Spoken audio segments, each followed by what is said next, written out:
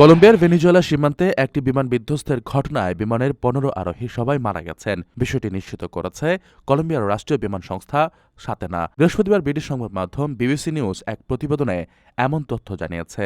নিহতদের মধ্যে দেশটির পার্লামেন্ট সদস্যসহ ২ ক্রু ও এক নির্বাচনী প্রার্থী রয়েছেন।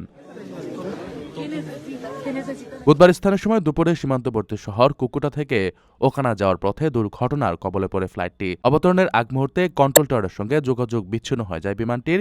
খোঁজ মেলে ধ্বংসাবশেষেরও। উল্লেখ্য, কুকুটা অঞ্চলটি পাহাড়ি এলাকা, সেখানকার আবহাওয়া অত্যন্ত পরিবর্তনশীল। এর কিছু অংশ কলম্বিয়ার বৃহত্তম গেরিলা গোষ্ঠী ন্যাশনাল লিবারেশন আর্মি দ্বারা নিয়ন্ত্রিত।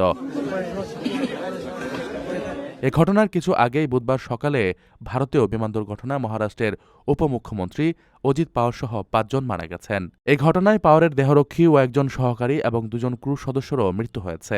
ভাড়া করা বিমানটি বুধবার সকালে মুম্বাই থেকে রওনা হয়ে পুনে জেলার বারামতিতে যাচ্ছিল।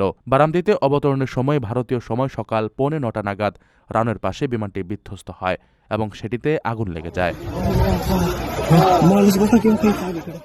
প্রবাসীদের জন্য নির্মাণ হচ্ছে দেশের প্রথম স্মার্ট সিটি, যেখানে থাকছে স্কুল, মসজিদ, হাসপাতাল, সুইমিং পুল, হেলিপ্যাড, পাঠাগার, জিম, সুপারমার্কেট, শিশু পার্ক সহ সকল নাগরিক সুবিধা। মাত্র ৩০ লাখ টাকা বিনিয়োগে মিলছে আকর্ষণীয় ফ্ল্যাট।